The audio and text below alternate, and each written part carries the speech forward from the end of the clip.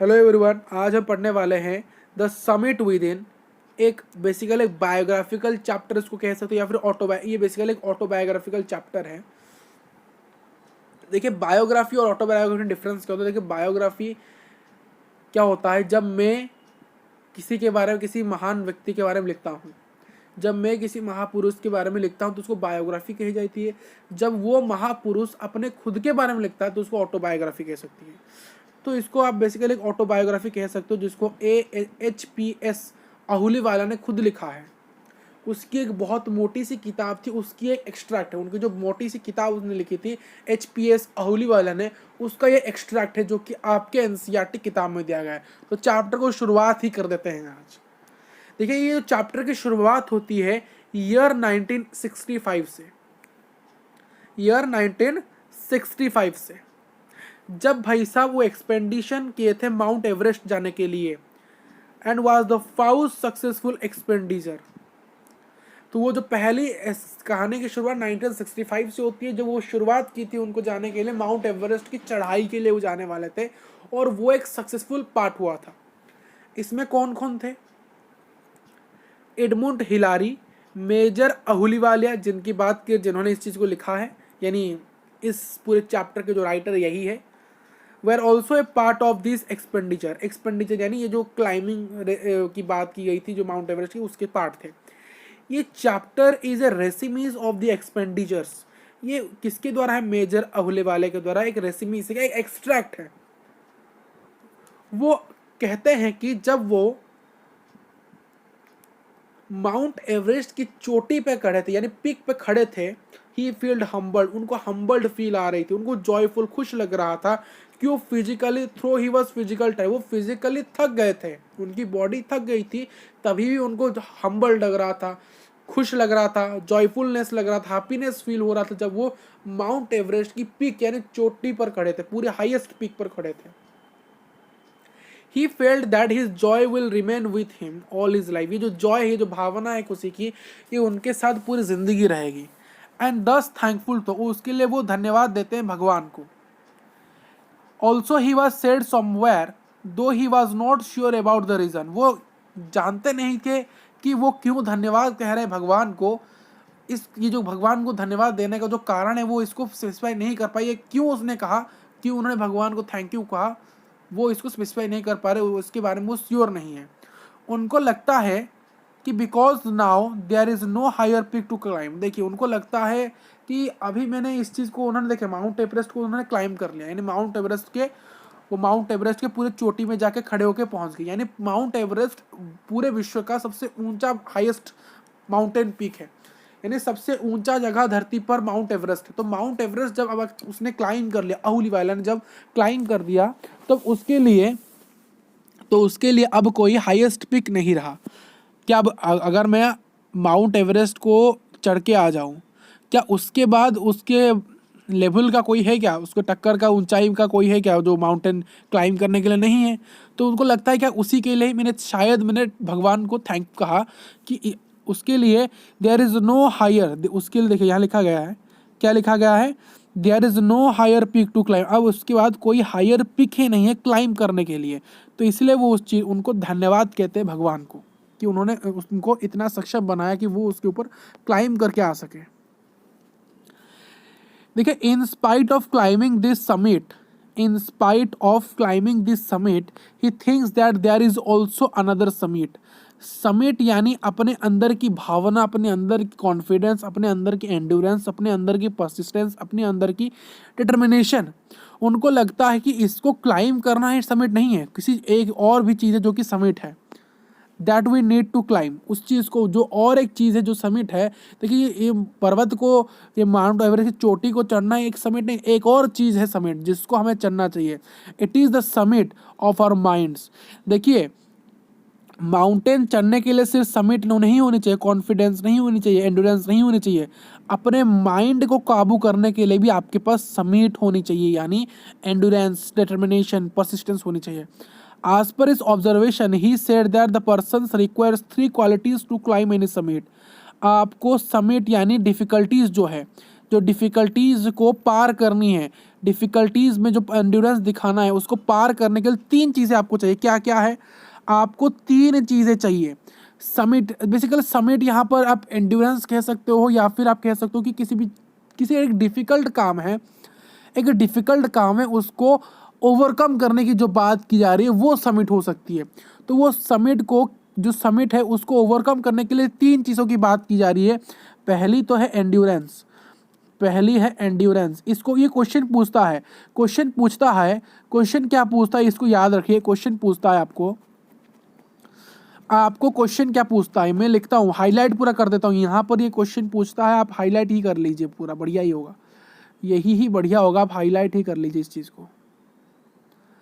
इस चीज़ को हाईलाइट करिए। सबसे पहले क्वेश्चन को हाईलाइट करिए। क्वेश्चन पूछेगा what are these qualities require, question यहाँ लिखा नहीं है, यहाँ मैं लिखता हूँ what are the qualities to climb any summit. यहाँ पूछ देगा अकॉर्डिंग टू HPS अहुलीवालिया। तो आंसर क्या होगा बताइए आंसर क्या होगा? पहला एंड्योरेंस, दूसरा परसिस्टेंस, तीसरा विल पावर। ये 3 चीज़ लिखोगे आपको फुल नंबर, ये 2 नंबर का आता है, ये बेसिकली 2 नंबर का आता है। ये पहली चीज़, ये दूसरी चीज़, ये और तीसरी चीज़।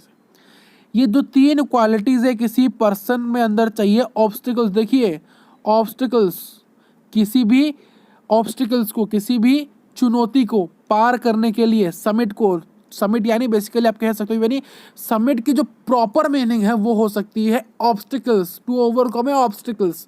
तो आपको जो ओवरकम, किसी पर्सन को ये 3 चीज़ें चाहिए किसी भी ऑब्स्टिकल्स को ओवरकम करने के लिए, कंक्यूर करनी चाहिए, सो दैट एवरी पर्सन दस एंजॉयज ओवरकमिंग दिस। देखिए आप किसी भी अगर कठिनाई को पार करके चले जाए तो आपको एंजॉय तो लगेगा, अच्छा ही तो लगेगा ना, नहीं लगेगा, अच्छा ही लगेगा। On the question of why he choose to climb Everest, उन्होंने क्यों सोचा कि वो एवरेस्ट को ही क्लाइम करेंगे। He says that he loves the mountain, उनको अच्छा लगता था भाई साहब, उनको ये जो माउंटेन है, ये जो माउंट एवरेस्ट है उनको अच्छा लगता था। ही लव्स माउंटेन, उनको माउंटेन क्लाइम करना बहुत अच्छा लगता था, है कि नहीं। उनको देखिए, उनको पूछा गया कि आपको माउंट एवरेस्ट क्लाइम आपने क्यों किया, क्योंकि उन्होंने कहा कि देखिए मुझे माउंटेन्स क्लाइम करना अच्छा लगता है, और जो माउंट एवरेस्ट है वो हाईएस्ट है सबसे। देखिए मुझे माउंटेन चढ़ना अच्छा लगता है, मुझे माउंटेन क्लाइम करना अच्छा लगता है, तो मैं वही सोचूंगा, मुझे वही माउंटेन को पार करना चाहिए जो इन सभी में से हाईएस्ट है। तो हम कहते हैं ना, हमें अगर पढ़ना है तो हम हाईएस्ट ही लेके पढ़ें।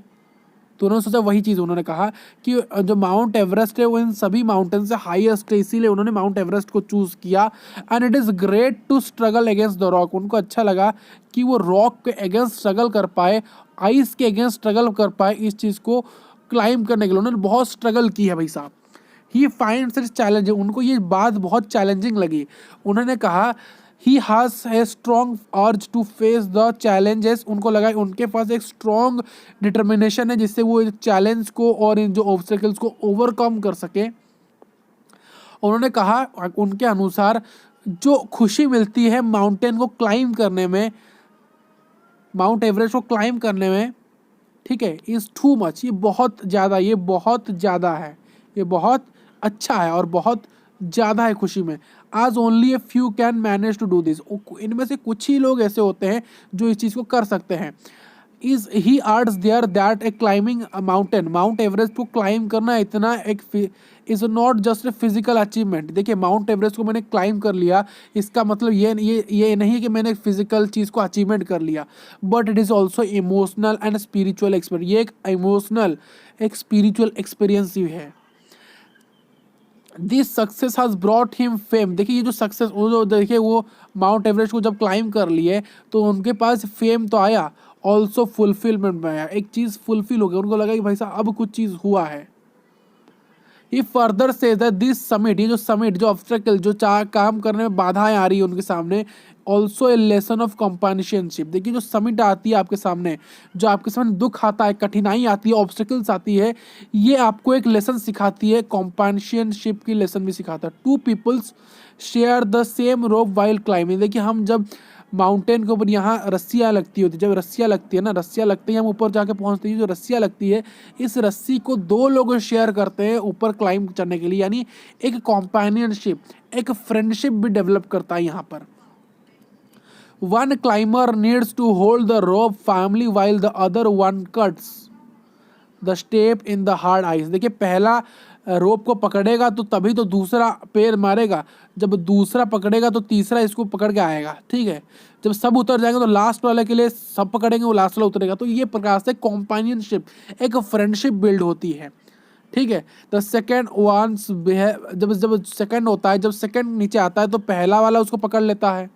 It is very difficult for, ये बहुत डिफिकल्ट एक सिंगल मैन के लिए कि वो माउंटेन को कर जाए। यानी आप देखिए अगर आप खुद चाहोगे ना, ये मैं अभी खुद चाहूँगा कि मैं माउंट एवरेस्ट क्लाइम कर लूँ, वो नहीं हो सकता, वो बहुत डिफिकल्ट होगा। किसी एक आदमी के लिए माउंट एवरेस्ट क्लाइम करना बहुत डिफिकल्ट है। अगर देखिए इसलिए आप कहते हैं ना माउंट एवरेस्ट या फिर कोई माउंटेन जब क्लाइम करने के लिए आते हैं, ग्रुप ऑफ माउंट क्लाइंबर्स आते हैं, ग्रुप ऑफ चढ़ाई करने के लिए आते हैं, यानी माउंट एवरेस्ट में चढ़ने के लिए आते हैं बहुत ग्रुप ऑफ लोग जाते हैं, क्योंकि किसी एक इंसान के लिए वो पॉसिबल नहीं है, एक इंसान जाके आ नहीं सकता, क्योंकि वो अगर जाएगा कहीं अगर कुछ हो गया तो कौन पकड़ेगा भाई साहब। अगर गया मान लो और रस्सी कहीं से खिस गई तो वहीं से ऊपर चला जाएगा ना, तो इसलिए वो ग्रुप ऑफ लोग जाते हैं। They need physical as well as emotional support. देखिए अगर आप माउंट एवरेस्ट या माउंटेनर होने वाले हो तो उनके भाई साहब माउंट क्लाइंबिंग करने के लिए आपको भाई साहब सपोर्ट चाहिए। जैसे कि हमें पढ़ने के लिए अगर हम पढ़ने का मन नहीं हो तो कोई अगर सपोर्ट कर तो हम पढ़ने का मन करने लगता है। अगर हम नौकरी में हैं, परेशान हैं, तो कोई हमारा कलीग्स आके हम बोलता है भाई साहब कुछ नहीं करो, भाई साहब कुछ पूरा नहीं होगा, तो हमको थोड़ा सा मोटिवेशन मिलता है। तो उसी प्रकार से माउंटेन क्लाइंब करने में थोड़ा सा फिजिकल नीड भी चाहिए और थोड़ा सा इमोशनल सपोर्ट भी चाहिए और मोरल सपोर्ट भी चाहिए। किसका? पेरेंट्स का भी चाहिए और पार्टनर्स का चाहिए। जो पार्टनर आपके साथ क्लाइंब कर रहे हैं उनका मोरल सपोर्ट आपके साथ चाहिए, होना चाहिए, तभी आप माउंटेन क्लाइंब कर सकते हो। देखिए अहुलिया फर्दर कुछ बताते हैं हमें, जब वो माउंट एवरेस्ट के पीक पे पहुंच जाते हैं, वो क्या बताते हैं हमें कि वो जब माउंट एवरेस्ट के पीक में जाके पहुंच गए ना, तब उन्होंने गॉड को प्रे किया। देखिए कभी कभी क्या होता है ना, हम जान नहीं पाते हम गॉड को प्रे क्यों करें, बट जब हमारा काम कोई चीज़ हो जाता है ना, तो हम आपके मन में ये भावना आती है कि हाँ भाई साहब गॉड के कारण ये हुआ है। मन में भावना आती है, कुछ गॉड के कारण हुआ हो नहीं हुआ हो कुछ फर्क नहीं पड़ता है, बट भावना तो आती है गॉड के कारण ही हुआ है। उन्होंने कहा कि उन्होंने एक पिक्चर था उनके पास, ये देखिए होलीवालिया एक सिख है, एक पंजाबी है, तो उनके पास गुरु नानक की पिक्चर है। ही left A picture of Guru Nanak. उनके पास गुरु नानक पिक्चर किसकी पिक्चर है? उन्होंने उस माउंट एवरेस्ट के ऊपर गुरु नानक की पिक्चर को छोड़ के आए, क्योंकि उनको लगता है कि वो वहाँ गए हैं सिर्फ गुरु नानक की वजह से। उसी प्रकार जो रावत है उसने एक पिक्चर छोड़ के आया है, वो गॉडेस दुर्गा की, क्योंकि वो दुर्गा, उनको लगता था मैं दुर्गा की वजह से यहाँ आए हूँ। जो पू दोरजी है वो लॉर्ड बुद्ध की जो मूर्ति है उसको छोड़ के आया है। जो एडमुंड हिलारी है उसने एक बुरीड एक क्रॉस जो क्रॉस होता है, यानी क्रिश्चियन का जो क्रॉस होता है इस प्रकार से जैसे उस क्राइस्ट का, वो उसको छोड़ के आया है। उसको वो स्नो के अंदर उसको दफना के आया है। क्यों? उसको लगता है कि मैं जैसे क्राइस्ट की वजह से वो आया हूँ, उसको लगता है कि वो दुर्गा की वजह से आया हूँ, मुझे लगता है कि मैं यहाँ गुरु नानक से वजह से आ गया हूँ।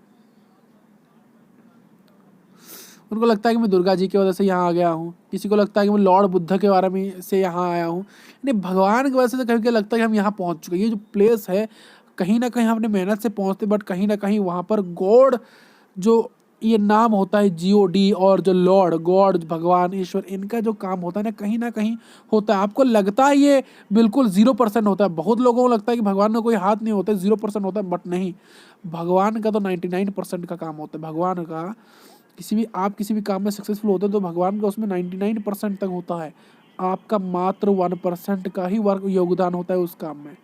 क्लियर है आपको? ही ऑल्सो सेज दैट, उसने एक और चीज़ बताया कि every person has with in him his own mountain peak. उनको लगता है कि हर कोई उनके जैसा है माउंट जो क्लाइंब कर रहा है। Climbing this inner peak is also important to climb the will also change. देखिए अपने अंदर की ऊंचाई को भी हमें करना चाहिए। जैसे कहते हैं ना, हमेशा चीज़ों को ऊपर रखो। अपने अंदर की जो पीक है, हमारे अंदर की जो भावना की जो पीक है, उसको भी हमें क्लाइंब करना पड़ेगा, उससे भी बहुत चेंजेस आएंगे हमारे अंदर। ही ऑल्सो आर्ट्स परहैप्स, उसने एक और चीज़ कहा कि हमारी जो इंटरनल समिट है वो बहुत ज़्यादा है हमारे एवरेस्ट। देखिए एवरेस्ट की ऊंचाई तो भाई साहब 8000 समथिंग मीटर है, यानी 8000 समथिंग मीटर है, ये याद नहीं, 8963 कोई इतना मीटर है, देख लेना, गूगल कर लेना, मुझे याद नहीं है।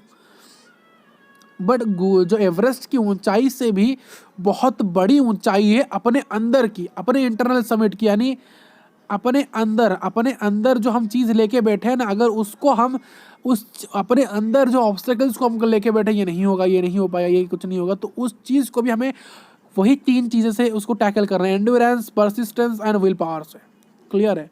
चैप्टर कंक्लूजन देखें, मस्त चैप्टर था, मस्त चैप्टर, लाइफ लेसन सिखाने वाला चैप्टर। इस चैप्टर का देखिए क्या, चैप्टर का देख लीजिए कंक्लूजन क्या है। We can overcome any obstacle or any situation in your life.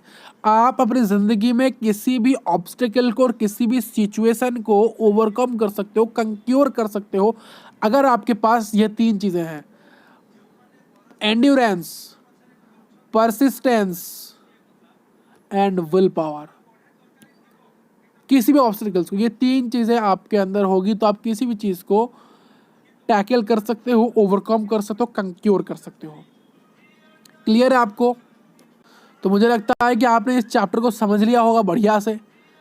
मुझे लगता है कि आप सभी लोगों ने इस चैप्टर को बढ़िया से समझ लिया होगा और आपको ये चैप्टर बढ़िया से क्लियर हो गया होगा। क्लियर है आपको? और अगर आपने पुराने चैप्टर के समरीज नहीं देखे हैं, वीडियोस नहीं देखे हैं, तो उनका लिंक मैं डिस्क्रिप्शन बॉक्स में दे दूँगा। प्लेलिस्ट की लिंक मिल जाती है, हर सब्जेक्ट की प्लेलिस्ट की लिंक आपको डिस्क्रिप्शन बॉक्स में मिलेगी, आप देख सकते हो। और अगर चैप्टर अच्छा लगा है, समझ आया, तो वीडियो को लाइक करना है। और मिलते हैं नेक्स्ट क्लास के अंदर। Thank you for watching this video.